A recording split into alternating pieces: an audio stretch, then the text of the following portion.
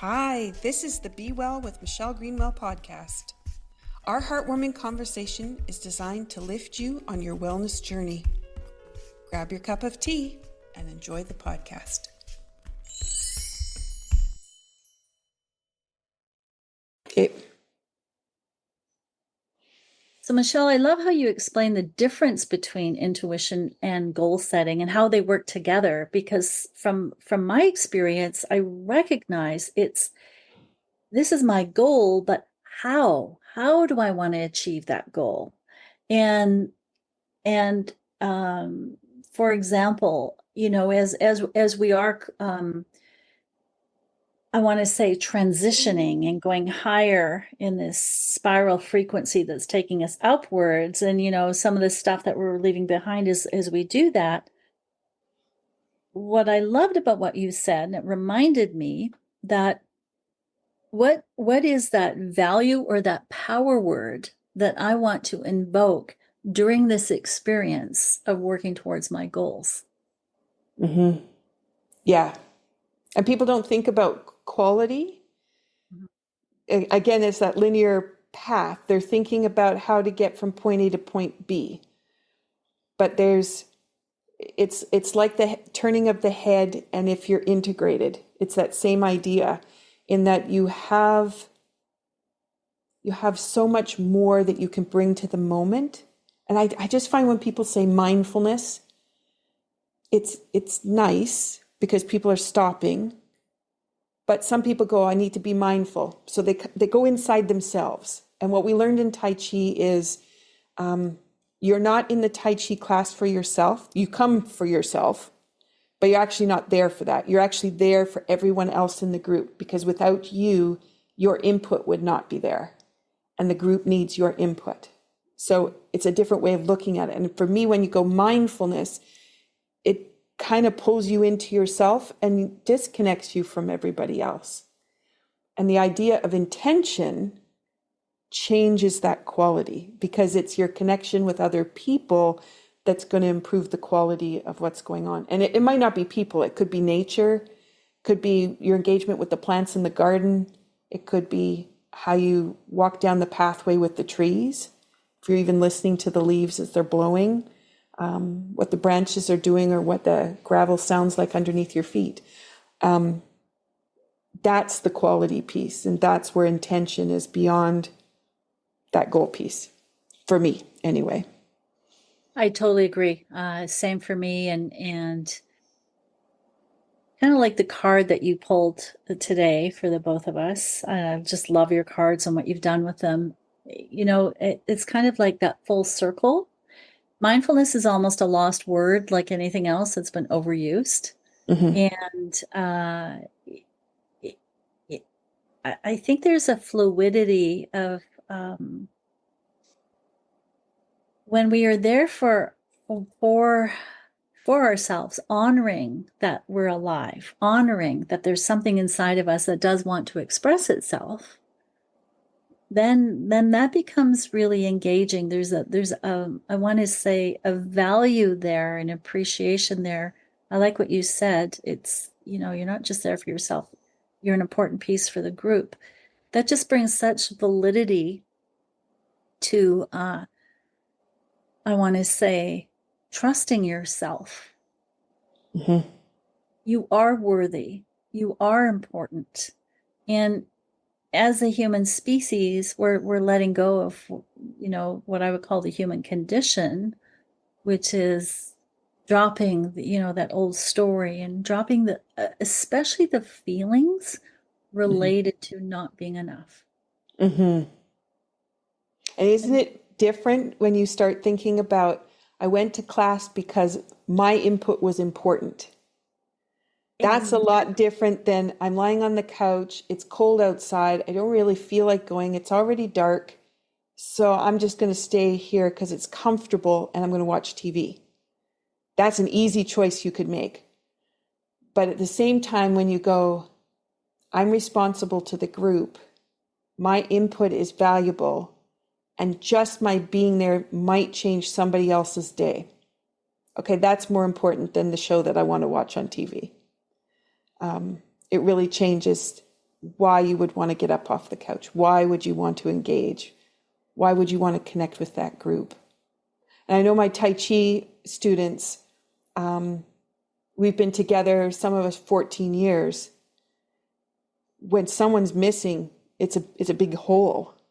And if you don't see them for a couple of weeks, you're really wondering what's going on. And it's not that we really talk about each other's days or what everybody's up to. We do a little bit of chit chat that way, but we just know each other energetically from how we engage in the room. And it's a missing link. And I don't think people quite catch that. If you're at the gym working out, you're working out for you and you're really thinking about your workout. And in Tai Chi, we're not thinking about the workout. We're gaining strength, they're gaining flexibility, but we're really about staying together with each other, watching out of the corner of our eyes, being observant, noticing, and engaging. So expansive and so, and this is the piece that gets very exciting because we're contributing and it becomes a want to rather than a have to, like you say, like you want to get off the couch because, the quality of your evening is just going to be so different. Mm-hmm. Mm-hmm. Yeah. It's just so inspiring, right? Even getting out of bed in the morning, same idea. You think about the quality of the day that you want to have. And when you start thinking about the quality, then it's like, well, who am I going to meet? And that's a lot different than I have this to-do list that needs to get done, which is your inner box. And then it's like, here's the quality I want. All of a sudden, somebody calls you and yes, I'm running errands. I'll meet you for tea. Or, yes, I do have time for lunch. Let's go do that. There's just so many ways that was not on your to-do list. And if you stayed linear to the to-do list, you'd miss the quality. And that's what I love about my day. Yes, I have a to-do list. I'm not always going to follow the to-do list, but usually at the end of the day, all the important pieces got done, as well as probably double to triple what came in. That really led to enhancing my whole day and also expanding my projects, because I only had the knowledge I had and I needed the conversations with the other people in order to bring it bigger, because I just didn't have the knowledge. I didn't know what I was going to ask to get it. That's the other piece. I just love this way of life. I love it because, life, can be difficult. It can be painful. Mm-hmm. And so to have this kind of perspective is the energy to hold that difficulty or to hold that pain and grow with it, as opposed to become, I want to say, defeated by it, right? Mm-hmm. Mm-hmm. And that's one of the other pieces too. I think the therapeutic touch, when I trained in that, and being able to sit at a bedside and not just sit at the bedside worried or anxiety or grief, but to sit at the bedside and to be able to say, how can I help this person? Might be rub their feet, might be hold their hand, might be have a conversation, might be help them transition. But at least you can say, I have this capability to transform with them, rather than to just sit and be powerless. You nailed it. You nailed it. It's the moving from powerless to powerful. Mm-hmm. Mm-hmm. Yeah. And that takes fear out. I totally agree. I just recognize more and more as I grow, I so appreciate, and I never, it's like, wow, as I grow in awareness, as I grow in allowing and inviting and knowing infinite intelligence is inside me no matter what, and surrendering to letting it lead, it just dissolves the fear. And I had no idea how much fear had been a part of my life. None, really, until I really started looking at it from a different perspective, which is this one. And it was like, oh, to have this kind of, I want to say, awareness, surrender, to touch places inside I never ever thought I could touch. Mm-hmm. Like, there are no words. Mm-hmm. Isn't that? And I just Mm-hmm. really appreciate that. Mm-hmm. It's There, like a whole world. It's like literally, when they talk about being reborn, it's like, wow, you know? and yep. then Yep. and then you keep doing it and you go, oh, it gets even better than this. Yes. Whoa. And it's like, okay, now I understand the phrase, how good can it get? And it's like, isn't that an interesting question? Mm-hmm. Yeah. And when you have that day that just like completely flows and you get to the end of the day and you go, wow, I had Yes. no idea when I was getting up this morning Yes. where I was going to finish today. Yes. Wow. Yeah. Those days are so exquisite.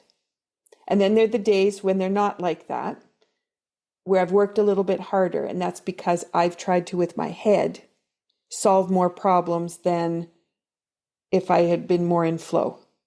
So, So can we just talk about courage here for a minute? Because I've just mm-hmm, gone through that recently. mm-hmm, And there was something, and it was like I could hear the spirit saying to me, Cheryl, just stop. I got it. I got this. And I tell you, it took every bit of trust, faith, surrender, you name it. It was like, okay, okay, I'll do it. And I have to say, I'm still in that process. And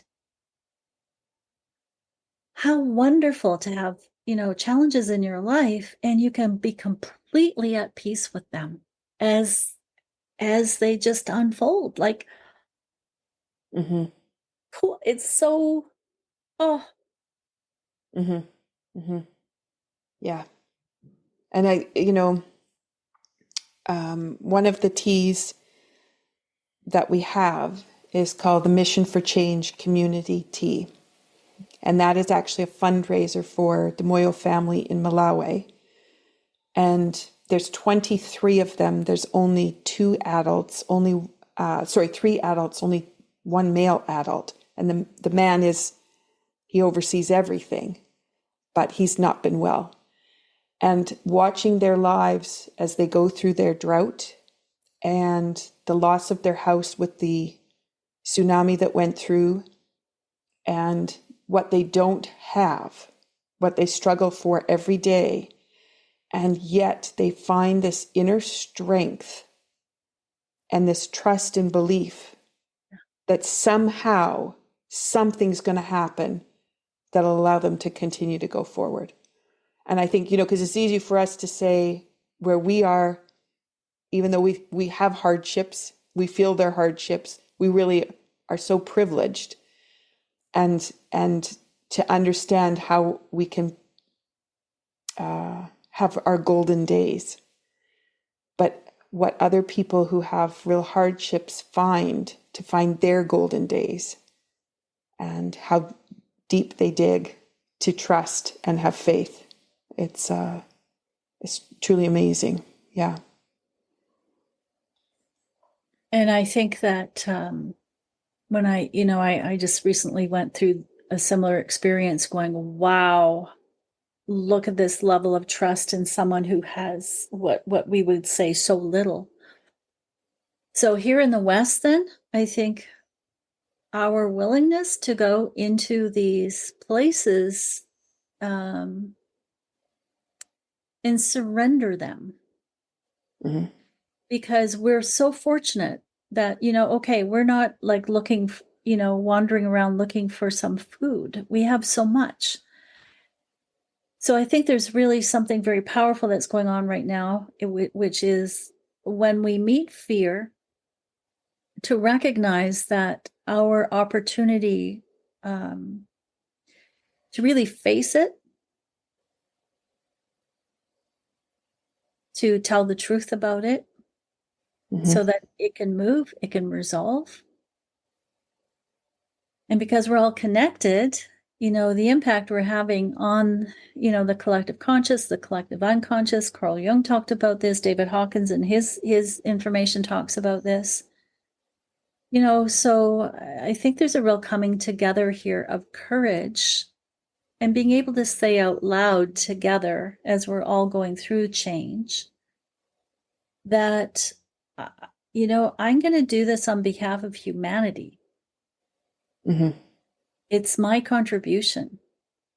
Because when we're letting go of fear and those ties that bind, we'll be guided and directed in the ways of the action piece.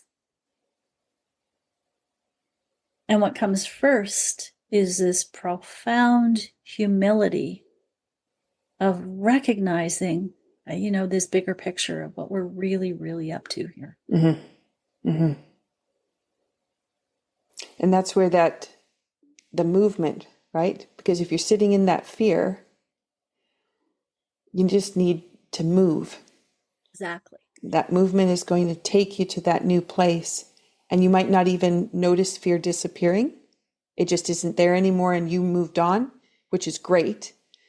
But if fear is the way you've always acted, it may feel new. And so then that opportunity to realize what it can feel like to be not in fear and how easy it was for you to move from one to the other. Yeah. I just was teaching something this morning. Let me find it. I think I wrote it down. I think I was listening to Tony Robbins, and it just speaks to what you're saying here. The best way to share something in your body, or here it is. Emotion is really created by the way you move your body. So your flavor of doing this, again, I just think it invites such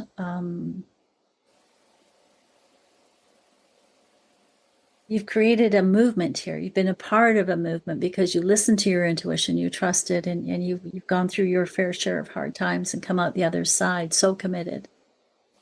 And that's what's real. I was thinking about the fear, and fear is in the water element from Chinese medicine. It's in kidney and bladder. And one of the muscles is the psoas muscle. And the psoas connects in the center of the spine, and then it branches out and attaches your leg to your body. So it has a really significant role. But it has a dual purpose role because it allows you to lift your leg up, but also allows you to move forward. So at the end of the first episode of the podcast, season 4 podcast, I introduced the seated Danyu, and I had people move forward into their feet and then back. That's taking that psoas muscle, contracting it and releasing it. And right there, you're taking the fear and you're rocking it. And you have that opportunity to rock it right out. And people don't think about that. They're stuck at their computer working on things. That muscle is locked. It's a big muscle. It's a really, really important muscle. And it's locked. So what happens? It's so easy for fear to grow. And if you're sitting all the time and you don't actually do that release and expand and contract, you just keep holding on to the fear. And it starts to just build. And it's really hard to get rid of once it's built. And then you think it's the only way because that's all you know. But how freeing is it to move yourself, it releases, and then you don't even notice that it's disappeared. That's pretty freeing. And you didn't have to consciously think about it, make it happen, push it away. Just some people will try to do that and try to control it from the brain, but your body took care of it. Yeah. I love this. This is so, again, like simple, easy, effective, and how lovely it gets us out of our heads, out of the story, just so that we can just be fully present with the energy that's moving. And I love how you said that, rocked it, because, in the past, I used to put so much judgment on myself. The fact that I even had fear. It's like, what's the matter with you? And it's like, oh, but so you get stuck between a rock and a hard place, right? Mm-hmm. Mm-hmm. I love what I learned from you today. Mm-hmm. It's very, it's like, wow, right? Yeah. And Wow. it's like that for me every day, because when I go in to teach a Tai Chi class, I never teach the same thing twice. And I have as much realizations as my students, Yes. even though we're doing the same move. We've done it for 14 years. We worked on that move many different ways. But today, when we came in, collectively, somehow we were in a certain position and we start to go through it. And because I flow with that intuition all the time, Yes. out of my mouth comes these things, and it's like, wow, I never looked at the move that way before. And it happens every class. So it's Wow. like such a gift. And so I think, when you're not in flow, you're not connecting into your intuition, and it's like, how hard is that, and how stagnant could it become, and effortful to find joyful moments when I can just go into a movement, no expectation. And you're thinking teachers too. Teachers are always going to be prepared. But I've just so learned to just read the energy of the room and know that you're going to know where to go next. Yes. And the most amazing things come out. And lots of times my students will say, wow, I guess I didn't know that move at all. And it was like, you did know the move, and you knew it in that context, you knew it in another context, but today you know it in this context. And where's that going to take you for next week if you go home and actually work with it? Some people won't. Some people wait till next week. But for those that actually go home and work with it a little bit, they usually learn and discover more about themselves in that process. Yeah. And that's the key, right? Is continuing to work with it. And And it's, now get this word right, cumulative. cumulative. Cumulative. Cumulative. Cumulative, right? I am stuck on that word. I don't know. I have a problem with that one. But Yeah. the piece is that when you're doing it all the time, it builds, it grows, it magnifies. But if you hit it once, walk away for several Yeah. weeks, and then try to hit it again, you say it doesn't work for me. No, because it takes that evolving piece for it to start to figure out what it wants to do, and for the energy flow to really start to come through the body and to be recognized, and for you to be able to trust it, have the courage to look at some things differently. I really enjoy going, is it true? That's my favorite. Is it true? Maybe it is, but if it isn't true, what is the truth then? And that's led me down a lot of interesting paths, when I start questioning. And then the discoveries too, because that intuition piece goes, oh, you're not going to believe that anymore. Okay. And then new information comes in to change perspective. That's also really interesting. And because we're constantly outgrowing ourselves, right? Mm-hmm. And I think it's Gay Hendricks who described in The Big Leap, and I thought it was a wonderful expression. It's kind of like, as we outgrow ourselves, we kind of hit that glass ceiling within ourselves, and eventually, over time, we get very good at not needing like to stop suddenly and go, oh no, what I'm going to do? No. So I love what you've described here. It's a metaphor for just to keep growing. And I think once we accept that, uh,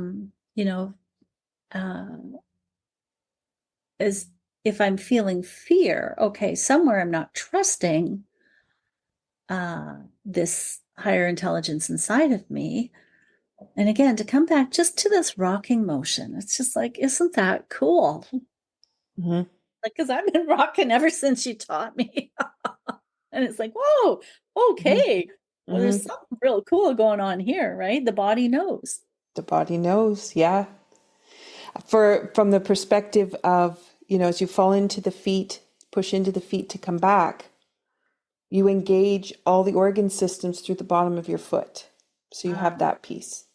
So these are just structural knowledge pieces, right? So there's lots of other things.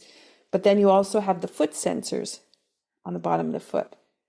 And depending on how the foot sensors are functioning, that tells you how you'll be thinking, what kinds of decisions you'll be making. So if anything's shut off, you'll be thinking a certain way. So that back and forth action is boosting you in another way, which makes dynamic sitting at your desk really, really interesting because you could be changing so much. And then great. you do the push in the foot, the tailbone rolls just automatically. It's not like you have to roll the pelvis or anything. It just turns to line up. And that's how you get a straight spine. But it Ah, rolls to bring you to straight. And we don't think about that piece. And for me, I was focused on the tailbone rolls. But when I was studying with Bonnie Bainbridge Cohen, who is uh, occupational therapist, I think is what she did, and a dancer. Anyway, understands the body incredibly. She described it as opening certain sections just at the sacrum and the lumbar spine. And I thought, oh, that's interesting because my focus had been tailbone. Her focus was a little bit higher up. But yeah, you create this space. And yeah. now that you've created this space, the frequencies, yeah, exactly. So as you're squirming in your seat, it's like, yeah, you start vibrating at a different Tickling. frequency. Yeah. And Yeah. then it's like, oh, wow. And that's only the little pieces that we know. There's Yeah. all the other stuff that's happening that we don't understand yet. Energetically, things are going on. It's just, yeah, it's so interesting. But yeah, that action is so valuable. And that's where the seated form of Tai Chi too, it teaches us so much about who we are and how we function that when we go to do the standing form of Tai Chi, you're not going to feel those things in quite the same way, but you can do the patterns differently. And so it's a different way of understanding. And a lot of people think they're cheating if they sit down. But for me, it's the richness that comes out of sitting down. And how much can I discover? And then how can I transform that into what I want to do in my standing version? Yeah. Well, There we I, go.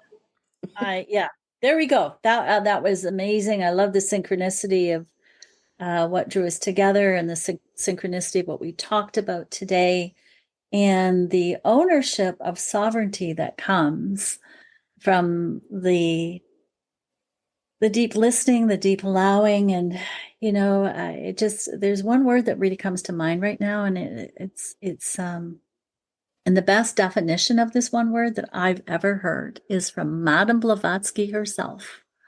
Uh, the creator or the kind of leader of the movement of theosophy, bringing, this Eastern wisdom to the West way back when in the late 1800s. And here's the word magic, which is wisdom applied. That was her definition. And doesn't that kind of like, Hmm. wow, now we're like, as a kid, I always would put myself like on a magic carpet, think, oh, I wonder where I could do or where I go or what I could do. And when we're working with realms like this, we're working with imagination, intuition, we're working with the unconscious, we're working with metaphor. And we're also working with, I want to say, this deeper vibrancy of life that can't help but come through us because we took the baby steps so that this cumulative effect could occur, so that the quantum leaps we've been wanting are happening. And it's just okay, rinse and repeat, rinse and repeat, just keep doing it. And who knows where we're going to go next, Michelle? Right? Like, where are we going to next? Like, it's like, whoa, look what happened today. Okay, I wonder what's next.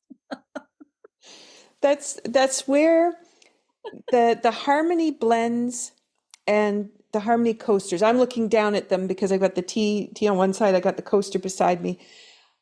The Nolative, which is the conference that I'll be heading to in Tenerife in May, they pick their topic, and then the piece is you can't have presented any of the information before. Cool. It Cool. is. Well, and Yeah. you could easily pull something out that, you've been playing with and tweaked it, and you could present it because you've never presented it before. You could do that. But for me, the challenge this year when they said unwinding trauma was to say, okay, we've got lots of people working on unwinding trauma, but what happens if I can pull my very best tools? What would that mean? And that was a whole year of discovery. And I thought I was finished. We had some pictures that were going to work. We had a formula, using the formula, the BioEnergetic Wellness Formula, pulling it all together. And then the teas said, you didn't create us. I was like, wow, okay. So how many tea blends do I need? So it was 6 tea blends, and they came together like so quickly. It was so interesting how they came along, and the messaging and the way the formula came together. So I'm saying all that because if I had just set my goal that I'm going to talk about unwinding trauma at the conference, I could have done that. But the richness of my experience this year, as I've collaborated with different people, talked about it, played with the concepts, worked in and out of them, a card deck, or the coasters got created, the teas got created, that never would have happened. And I could have had some really nice tea blends because people ask me for custom made blends, and then I'm making new ones for the season kind of thing. But there's such a delight in having cultivated 6 blends that come together to walk people through trauma. Like, who would have thought of that? Oh, And it's just, you look at that and you go, okay, that's the richness of being able to play and not be stuck in your head that I can solve the unwinding trauma with the knowledge that I have, but to be open to say, help me figure out what I need, what's missing in all the protocols that we currently have, where people are lined up to try to find a psychologist or a psychiatrist or some kind of counselor that can help them, but the list is so long. Okay, what do we have? How can we make it accessible? And then seeing what happened. So that's the piece where I go, thank you very much to the conference for setting that stipulation. And we're not all listening to the same old repeats. We're finding new information and pulling ourselves along in a new way. Yeah. And then the other piece of that was, how could I ever afford to get to Tenerife? And it was like, I'm going to find a way. I'm going to find a way, and I'm going to trust the universe is going to make it happen so I can be there. And yeah, that's how it's delivering. well, again, I love this because I've been working with something similar. It's like, okay, vibrationally, this already exists. So, what do I need to know or do to be in this vibration more effectively, more consistently? And it's like, well, and it's like, oh, okay, just drop anything that isn't that. And it's like, okay. And it's I think it's an art form. We talked about something earlier, the artistry of life. Mm-hmm. And so how lovely, like what we're really up to here. And it reminds me of go all the way. Mm-hmm. And that's what both you and I are up to here. And it's like we're going all the way. And it's like there's an expression, a man called Lester Levinson, who I just loved. He was the creator of the Sedona method way back when. When you read some of his original stuff, it just speaks to what he was talking about way back when, which is going all the way is either impossible or effortless. Mm-hmm. And it's like, it's that kind of, okay, I know what I really want. So just, and again, it's those baby steps, but eventually they add up to, okay, I'm doing it. So I love that you're going, yep, I'm speaking. This is what I created. And it's, it's on its way here. Mm-hmm. Mm-hmm. It's in motion. Mm-hmm. And then the other piece is, and I'm sure it's the same for you. You've created it, you've worked with it, you've played with it, but it has its own personality and it's going to give back. It's going to continue to show other sides of itself because we aren't going to be stuck with, because I created it this way, it needs to be used this way. Exactly. You hand it out and you say, what do you do with it? And what does it do back for you? And grow from that. Yeah. Yeah, and it's so cool because now we're kind of losing that identity of the self, and having the experience of this energy being me. Mm-hmm. And is there even really a me as we more and more work with this, right? Mm-hmm. Which is probably why I had the dream about you that day. It was like, whoa, I meet you, we hit it off, we talk, and then the next day is this really powerful dream, and it's like, whoa, okay, well, this is very cool. So how exciting, I'm just speaking off the top of my head right now, but how exciting that uh we truly are creating the future as it emerges from this place, as you described. It has its own energy, personality, whatever you want to call it, frequency. And it's like, there are no words to describe this because it's a whole new way of being. Mm-hmm. Mm-hmm. Yeah.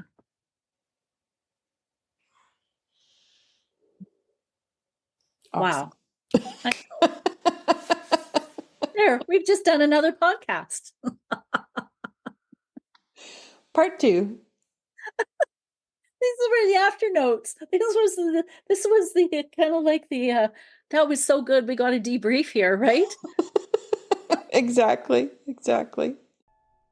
Thank you for listening to Be Well with Dr. Michelle Greenwell. There are a couple of resources I want to just point out. When you go to the website greenwellcenter.com, you'll have a pop-up window. That pop-up gives you the top 8 easy stress releasers that you can use every day. That's something you can put beside your computer, the bathroom mirror, beside the bedside table. A great resource. Also, my YouTube channel. It is full of playlists with all kinds of different ways that you can activate energy and bring vitality into your day. You can find that when you go to YouTube at Michelle Greenwell. And last, if you're a Linktree person, Linktree, linktr.ee/Greenwell Center. That has all my resources in one spot. Those are for intricate little things that you can't get everywhere. And it's a wonderful way for me to be able to share all the different aspects of the kind of work I do. So thank you for listening. Be sure to drink that tea. And if you want to have the tea blend that was shared in the podcast today, then be sure to check out capebretontea.ca. Have a wonderful day.